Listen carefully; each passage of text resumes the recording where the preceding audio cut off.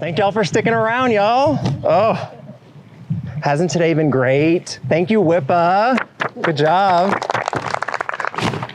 We don't usually have it this good, do we? I mean, event planners planning events for us. Such a treat. It feels so nice, right? It feels nice for me too, you know, except for the altitude. I'm still in the place of like, ooh, those extra deep breaths. I'm gonna need them as well. Oh, and I mean, oh my gosh, weddings in Colorado. The mountain's majesty, the blue skies, the rain every day even feels good because it comes with those rainbows.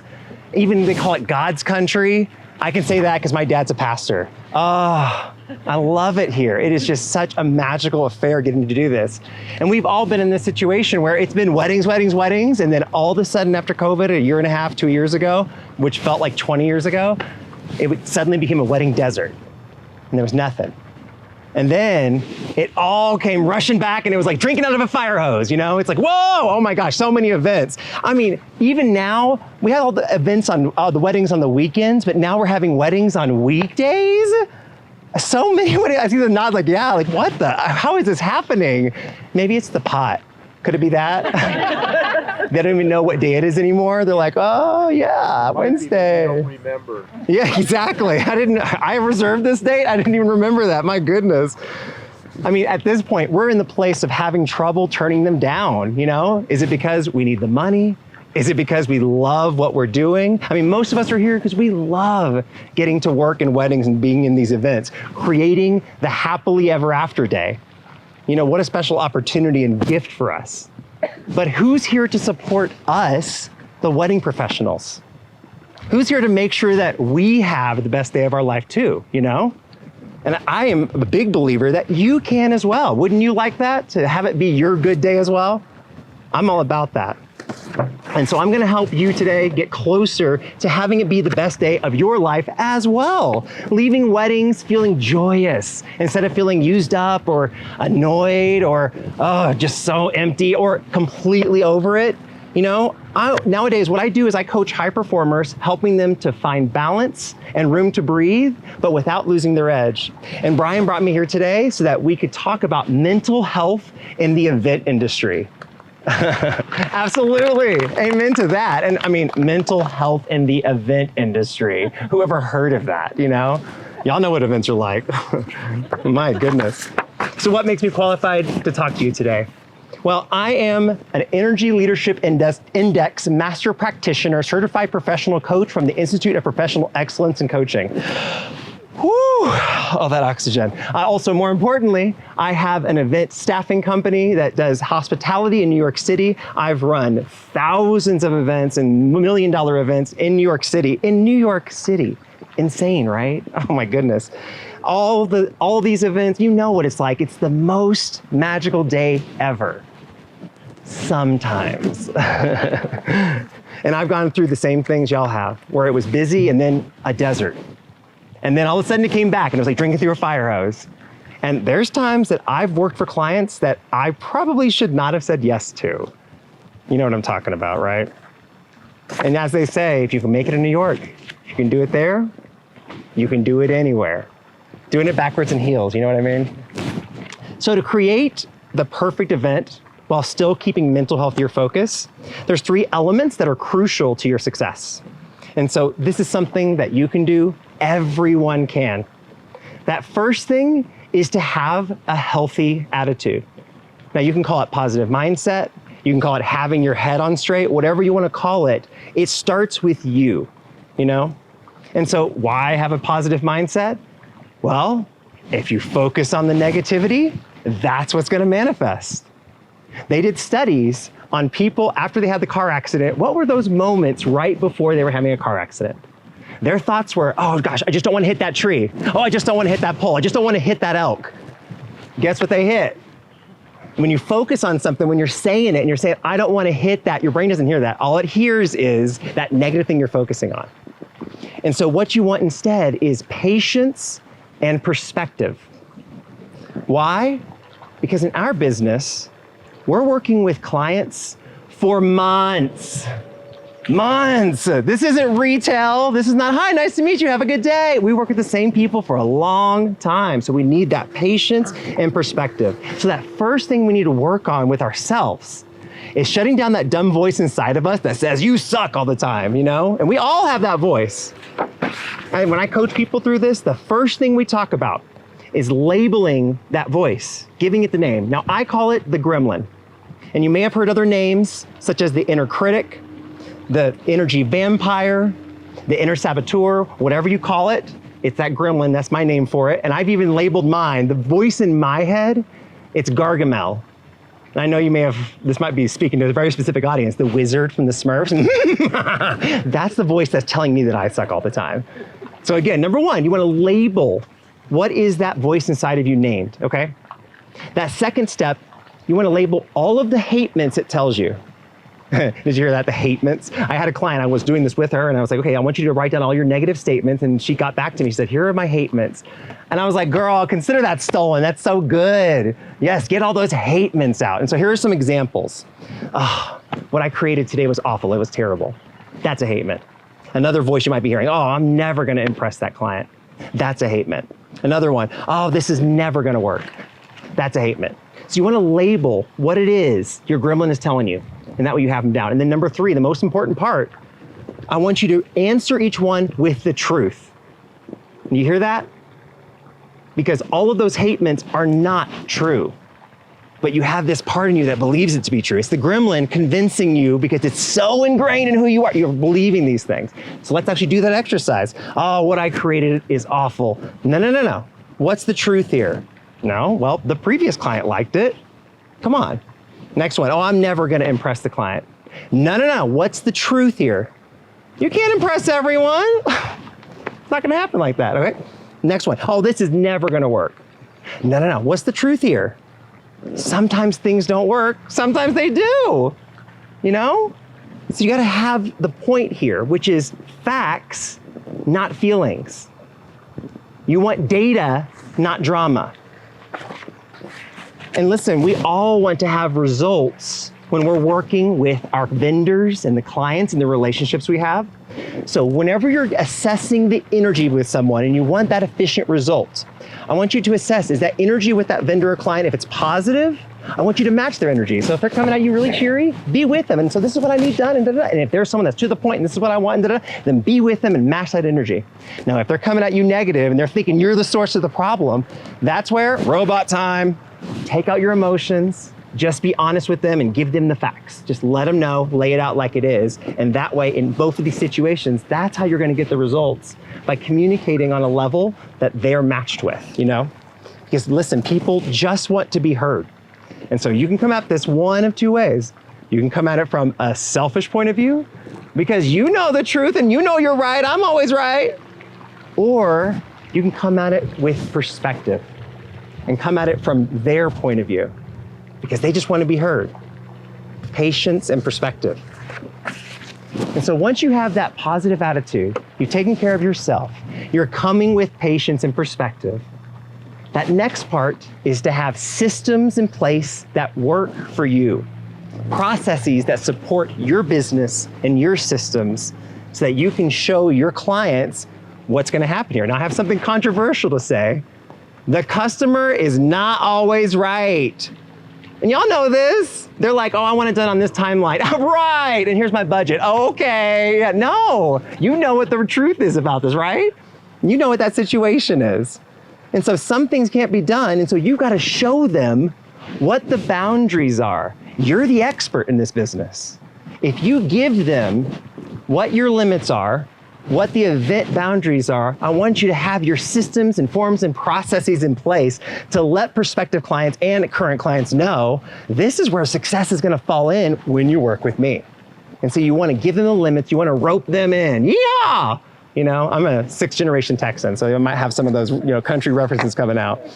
I mean, listen, in New York City, I learned the boundaries situation because I worked for a event planner who would always overpromise.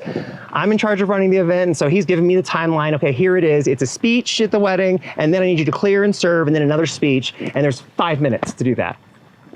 5 minutes? Are you for 200 guests? And then who's expected to deliver that? Me, because he overpromised, you know? Instead, what I want you to do is underpromise and overdeliver. Make that a common practice. In my business with my staffing company, I tell my waiters this. I say, okay, whenever you're showing up to an event, I always want you to underpromise and overdeliver. And so for an event where they're expected to be there around 5 and their Google Maps is saying, oh, I'm gonna be there around 5:20, I want you to tell that captain you're gonna arrive at 5:30 because they're gonna have that hit for a little bit. But then when you show up at 5:20, they're gonna be like, oh, you made it early. They're gonna feel good. Versus that natural intention we have, oh, 5:20, I'll be 5 minutes late. And then they're like 5:05, 5:10, 5:15, 5:20, and they're getting angry all over again, you know? Underpromise and overdeliver. And then you also wanna have those systems that work. I'm known at my company for having forms that are incredibly detailed. I don't miss things because every time I have a client and there's an issue, I put it back on my form. And so next time I'll never have that happen again. So they're answering that question that solves the issue I had from the last party. And that's what you can know what issues I've had at my events by looking at my forms. Because you'll be like, oh yeah, he had that issue. He had that timing issue. He didn't know what the staff was. You know, all these things, got those answered. And so listen, don't depend on people who are not dependable. Sounds obvious. We all have that voice in our head that's like, I don't trust that person. Or you might say, I have a sneaking suspicion about that person. Y'all, when you have that voice in your head, listen to it. It's your intuition telling you what's going on, you know? And keep in mind, this might be the person who paid you. This might be the client. I had an event planner where I thought in my head, oh, I have a sneaking suspicion. I was talking with the client at the wedding, and then bartender comes over, hey Leigh, can I borrow you for a second? And I'm like, sure, no problem. And so I'm like, give me one moment. I'll walk over to the bar, and he's like, hey, we have a problem. I'm like, oh yeah, what's the problem? We didn't rent any glassware? Oh, I had a sneaking suspicion. I know this event planner misses these kind of things, and I didn't think to check on that, you know? I should have listened to my intuition. You gotta be prepared. Or else the photographer might not have the extra battery. Or the waiter might spill red wine on the bride's mom. That happened. Or the cake delivery, they might actually slip and accidentally drop the cake. That's happened, you know? These are real things. And so you gotta focus on solutions before the disasters ever happen. And so that Boy Scout motto, like I said, I'm an Eagle Scout. The Boy Scout motto is to be prepared. And so I got to the top, the Eagle Scout. I didn't love it. I hated Scouts, but I learned I needed to be prepared during that process. And you have to set yourself up way in advance. Because people know these things, but they ignore the data. You have that intuition, but it's easy to just be like, oh yeah, no, I got that, you know? Listen to that intuition because you have it. You either end with the fabulous event, or you end with the reasons it didn't succeed, you know? Oh, that catering company had a slow serve out. Well, did you warn them ahead of time? Or, oh, that photographer didn't get that shot. Well, did you have that conversation? Oh, the DJ, did you check in with the set list? Think about the things that could go wrong in advance so you can address them ahead of time. What could go wrong? What might fail me tonight? Who in the wedding party might get wasted and hit on me? Preparation matters, you know? Oh, this is actually one I recently discovered. I'm sure you've heard this phrase before. Perfect is the enemy of the good.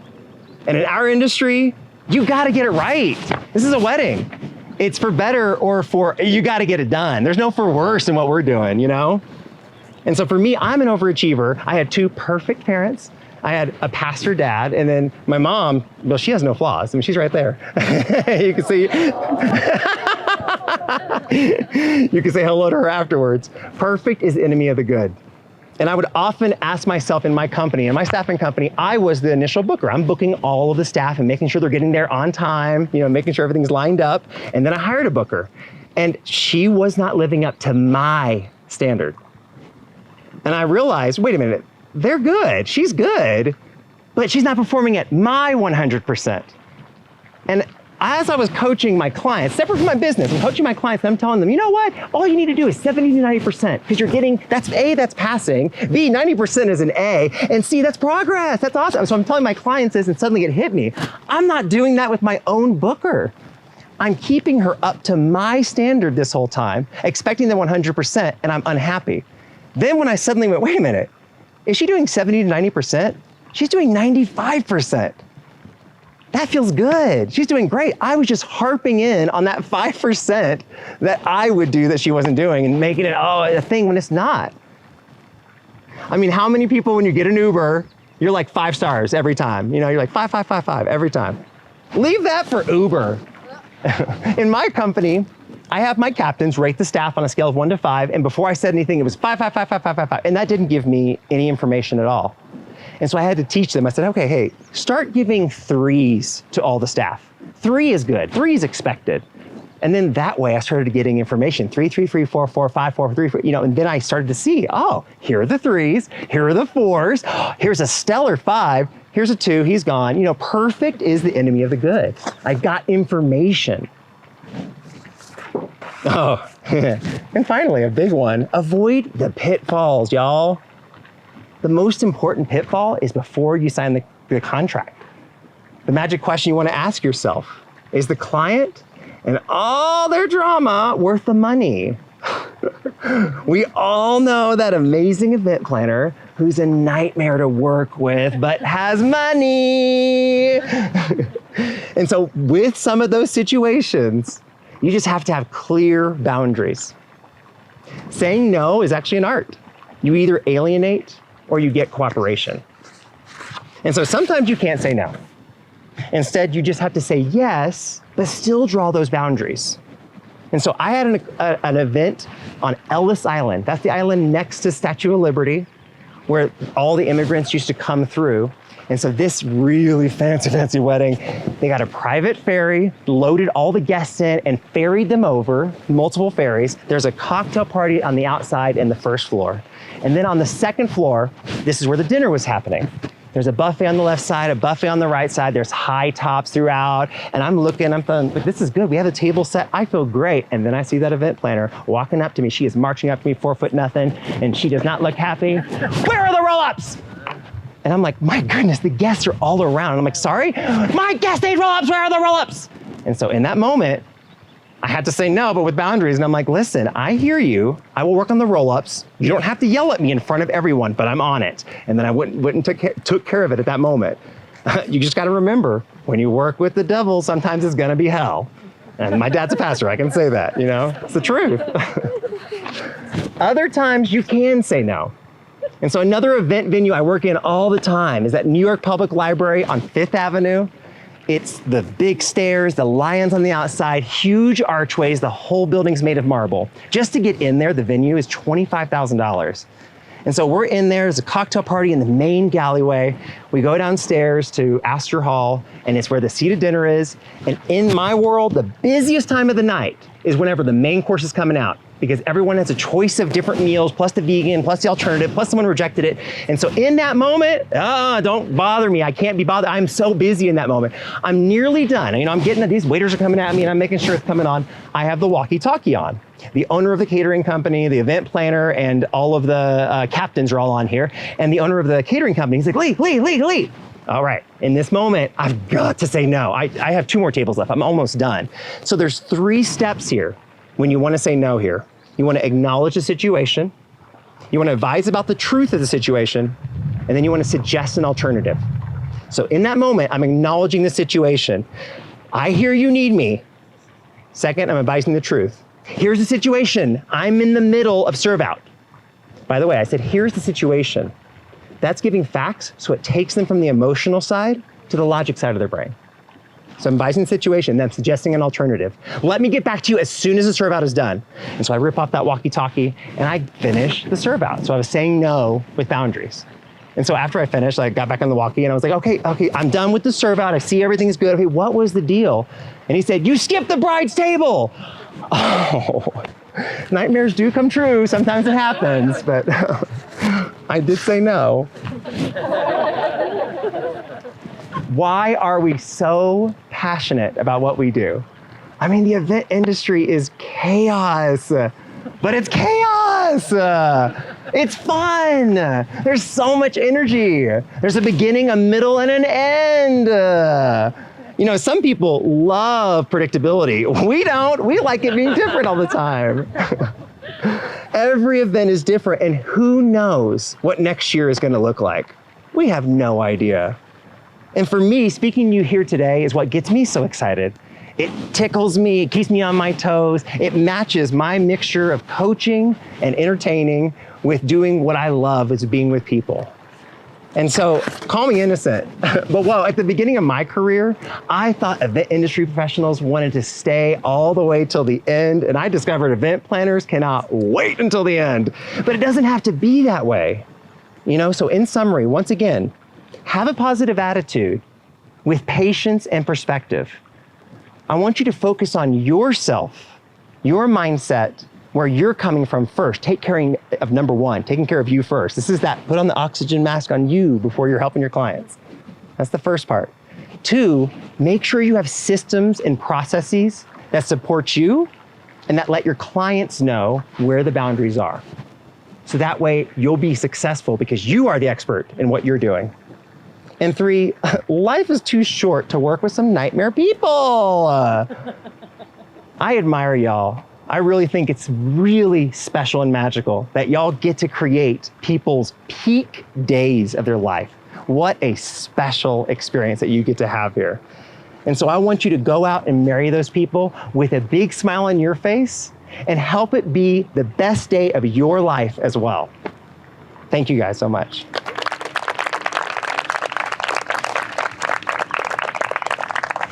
I'm also happy to answer any questions, whether here or one-on-one, about any kind of processes or ideas on how to implement this stuff. So does anyone have any questions right now y'all want to talk about, or any ideas or stories? Yes. Hello. Hello. I loved it. Tell me how you started your staffing company in New York, and how did all that transpire? So she was asking, how did I start my staffing company? I actually had that guy that I said no to, where I skipped the bride's table. He was the first one that came to me and said, hey, do you have any staff? And I said, yes. And then I had a company. And so from that moment, I scrambled and I was like, oh my gosh. But it did come from the place of, you know what? I've been working with staffing companies and I really think I can do this better. I think I have a way of selecting people instead of, oh, this is a body off the street. This is my brother. You know, I was like, I can find these really great people. Let me put them together and have a different selection process, have my own training process. And wow, it worked. And so I started it in 2013. And so here I am today. Yes. About forms. I like forms, but they are met with a lot of resistance. So, how do you do that? Absolutely. For me, so she was asking, there are some people that have forms and there's a lot of resistance for some people that get them. I've learned, for me, so this is the framework for the way I do forms. When I have had clients that haven't liked my forms, they also weren't my ideal client and we didn't have a good time. And that was my lesson. And so for me, I actually am happy whenever someone's saying to me, I didn't like your forms. They were letting me know right away, we're not a good match. I'm someone, and this is me, for example, I'm someone that's incredibly detailed, and so I will go over. For some people, that's too much. They're like, you know, I just want someone that's gonna work with me and flow with it. I'm someone that is very detailed, and so my forms are long. And so it is also a sign for them from the get-go, this is my expertise, and or this is too much energy. Great, you've helped me, you've filtered yourself out for me. And you feel like, I mean, obviously you've worked with very high-end clientele, and you have a high-end clientele who is willing to do it? The thing that I will offer with specifically, because I don't do the catering, so in New York, the catering company, and I'm sure this is everywhere, is event planning, staffing, rentals, food, and beverage. What I'm doing is staffing, but I can assist with all the other parts of it. And so with those people, anyone that's coming to me is kind of do-it-yourself sometimes. Some do come and want the white glove service, and I'm like, sure, this is how to do it, and here's the price. And so I'm also gonna charge for what that work covers, but I still have them fill out the forms because and I tell them this. One alternative for me is, I'll pull back the curtain and say, either I'm going to be doing the same questions verbally over the phone and I'm going to be filling it out with you, or you can do it yourself. Either way is fine. And I found that some people are like, oh, okay. If you're going to be doing it anyway, sure. Let's just go ahead and I'll fill it out later. I don't want to bother you with your time, but I mean, I'm happy to fill out the form with them, because the whole purpose for me with the forms is these are the things that I kept seeing at events getting missed over and over, because what we do is just so complex. There's so many things that happen and every event is different. Things get missed. And so that's why there's so many questions. Does that answer your question? Yeah, I think it makes sense to knowing that you're staffing. You know, as a planner, I think a lot of time, I'm a planner, I think people really want that personal, like they want to talk, you know. Like, Totally. Like, can you fill out your photo shot list? He's like, can I tell you everybody's names and you write it down for me? You know, they want to be on the phone with you, and that, to me, that's the part that's the energy stuff, whereas I'm like, why can't you just do this while you're watching TV? I don't have the brain space to type this for you. I agree with that. The question that I have for you, which the answer might not be the case, is this potentially something that could be hired out? So there still is that personal connection. And so have someone else in the world, whatever this might be, have them do that technician work for you. The way I would label that, in any solopreneur company or at a big company, there is the entrepreneur or visionary level, there's the management level, and there's the technicians. And what I find many solopreneurs do, including me when I started, is I was doing a lot of technician work, a lot of the busy details, and that was highly stressful for me because it was taking me away from my visionary parts. And so for me, that was the first piece. Once I learned that way of separating things, it helped give me a framework of realizing this technician work is something I can hire out. This technician work, it's worth the cost for me to have someone else do that. That's what it sounds like to me. I don't know how true that is for you or not. But I think I should have assigned it to my admin. Right? give it a try. I mean, there's also going to be the learning process. That's another part of this as well. This is that thing of like, she's not doing it as good as me. I'm always 100%. Why isn't she? Oh, she's not me. Got it. You know? And so that there's always a learning curve of giving away that thing that you do so well, because I'm part of this as well, is that natural understanding. You know what questions, whenever they say this, this, and this, you know how to respond, and no one else is going to know how to respond. No one knows it like me. But it's a system in your head. And that means it can come out eventually on paper, but it does take time to get it out. There's always the beta version, version 1, and that's not going to be incomplete, and there's going to be missed questions, there's going to be errors, but then if you get to version 2 and 3, you never have to do it again. And then someone else is doing it for you. Oh, so nice, so nice. Of course. Other questions? Well, I'm going to be around. Oh, yes. Absolutely. So she was asking about my transition into coaching. So I started, my dad being a pastor, my mom has a master's in counseling and a bachelor's in early childhood development. When I was a kid, I was just always into people. So coaching was always on my radar. And then I moved to New York and became a theater professional. And then I got a certificate in coaching and I was like, I'm going to do this. Oh, it requires work. I don't want to be discovered. I'm done. And so I stopped doing it. And so then I really, what's the phrase? Like I got the experience, I cut my teeth, I think is the phrase, in doing events, because that was the great part-time career. And so I am one of y'all, by the way, it's just so fun to be with event professionals. Like y'all get it, I get it. I'm like, oh, it's so great. Our lives are one of a kind. And so once I got all this experience, when I went back, actually my transition back into coaching was because of the wedding desert. There was nothing, and I was like, I have 5 months of being able to basically pay my bills for nothing. And then once that 5-month mark hit, I said, I've got to do something. And so then I went back to coaching, and it felt good. Oh, right, and now I also have this expertise along with the experience of the human part of it. Are you coaching clients that are in the wedding industry? I do both, and yes, I have wedding clients. And I have wedding clients, like I have right now, I am working with a wedding photographer and 2 event planners, but I also have people that are just high performers and overachievers, but yes. Any other questions? What would you say you're like in the coaching realm? Like, what are you, kind of like, who are you targeting, or like, what's your niche, or does that apply in the coaching world? I assume so. Yes, so I help optimistic overachievers find balance and room to breathe, but without losing their edge. And so the word optimistic is for me. I started with saying, I help overachievers. And then I realized, no, that's not my ideal client. Part of the definition for me to create the career and the business I want is by already understanding who are the types of people I want to work with. And so I painted the picture, optimistic overachievers, because I'm also one, that's me. I'm a hustler. And so I understand that world, finding balance and room to breathe without losing their edge, because being different and having that edge is important to me. So I helped define that for me. And so having that being listed out helped attract the right clients and weeded out the people that aren't ideal for me. And it's not that I can't help them, and it's not that they wouldn't work with me, it's that there's gonna be someone else that might be a better fit for them. So I'm trying to be very clear about defining it. So I'm still serving the right people, but still offering for other people to see there's someone else out there for you. I'd love to help you find them. I have referrals, but here's who I help best. Okay, I was thinking about my question for a while, but you totally nailed how I should phrase this.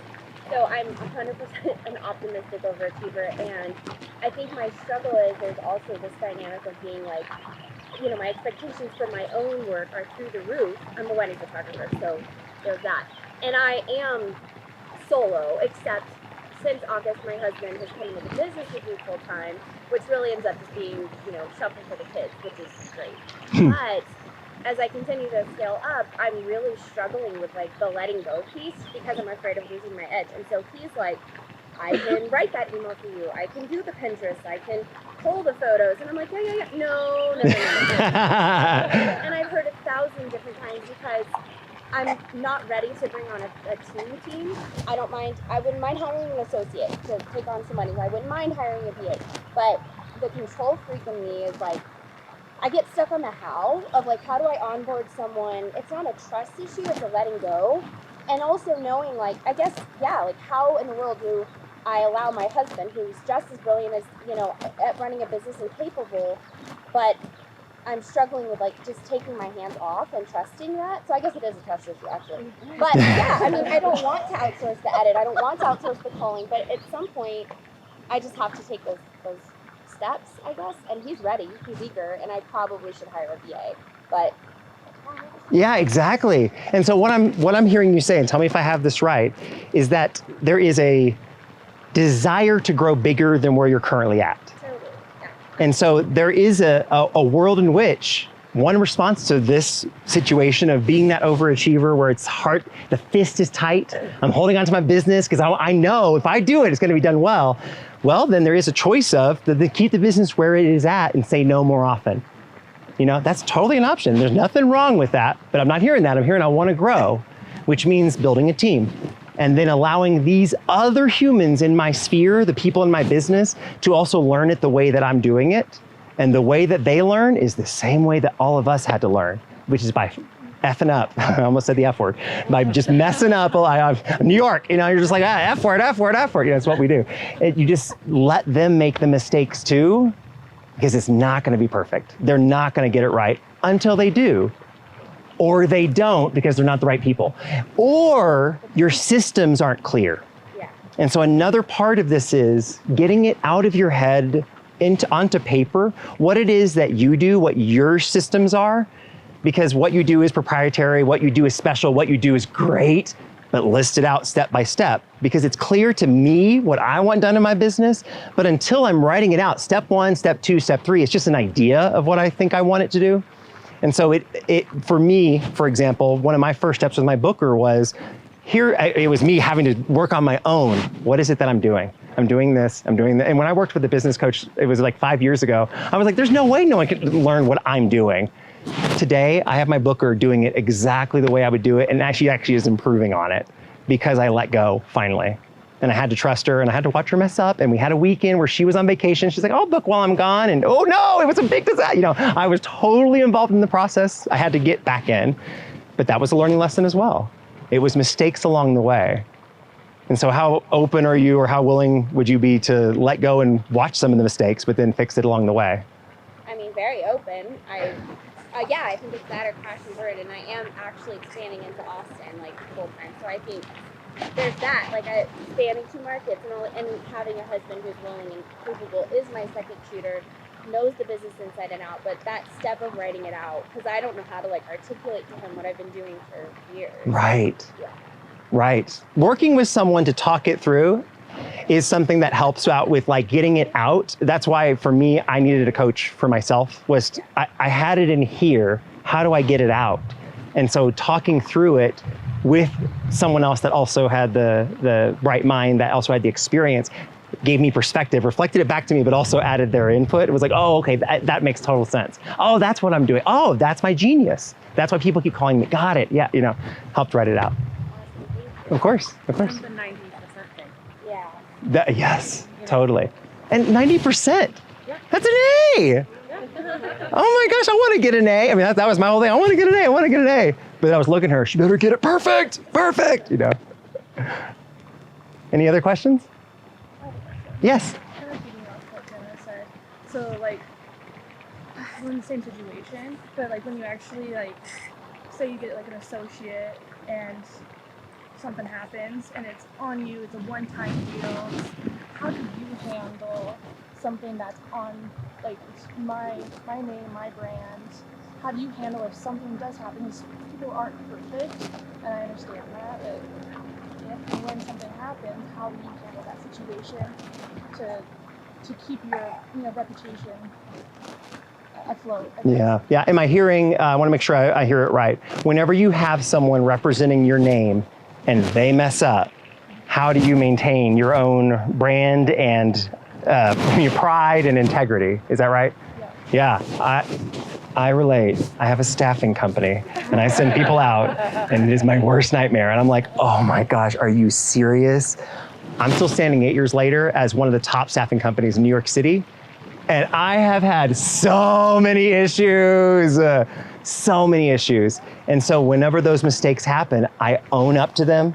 I'm honest about it. I'm transparent and I'll even say things like, as you know, it's not me. This is another human and I was trying my best. What I also learned is that gut-wise, when I have an instinct about someone, I might even say, I know it's not me going. So there's not going to be the perfect everything that I do, but there certainly are standards that I do. And so I absolutely expect them to meet the standards that I have. And if they don't, well, here's a refund of some of your money. But this is you owning up into it, having integrity about it. And then if you have one bad review, 90%, hey, still an A, And so overall, 90%. I can cringe at some of the things that I did, but still 90%. Does that resonate? Yeah. It's hard though, because in that micro moment, it's so easy for that gremlin voice. Oh, you fucked this. It's fine. You effed this up. I can say that because my dad's a pastor. I forgive myself. I'm sorry. It's so easy to. No, I didn't. Mother also says that if they're too much. Yeah.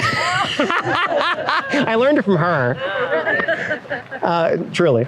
It's easy for that voice to like let us down and have us like hang out in that moment. But really, it is about a track record.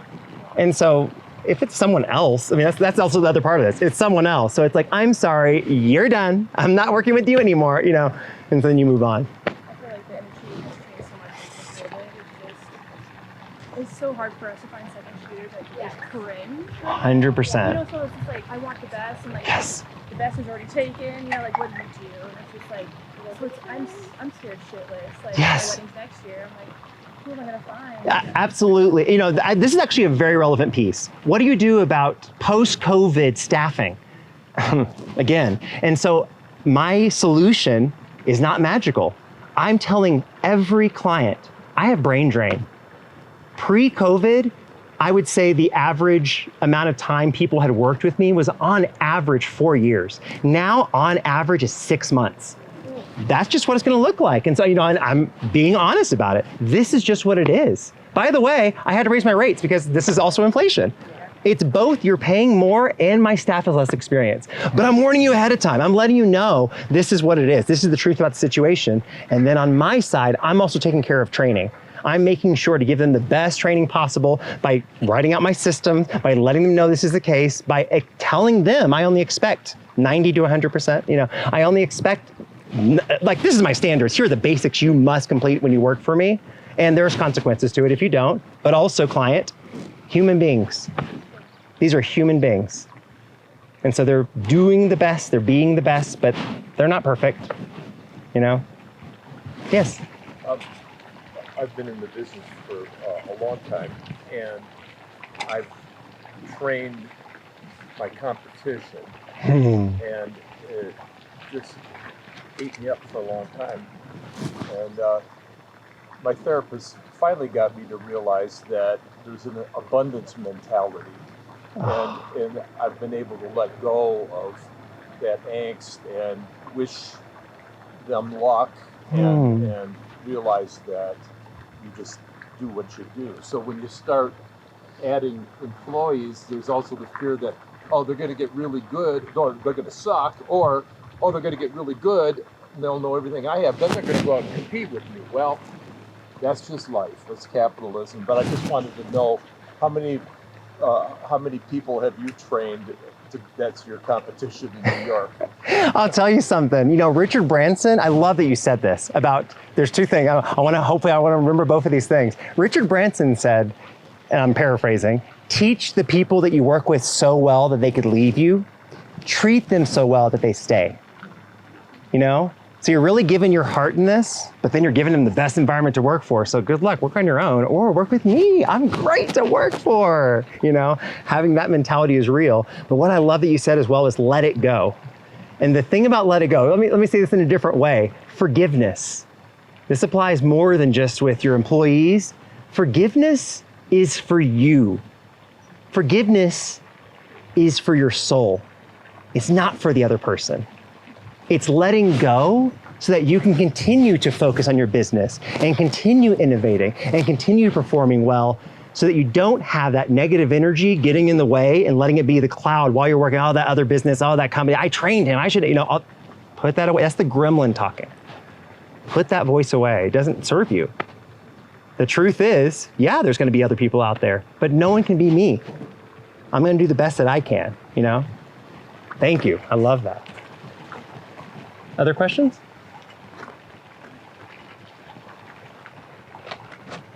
Well, y'all, I'll also be around, so feel free to approach me. I'm really approachable, but thank you guys so much.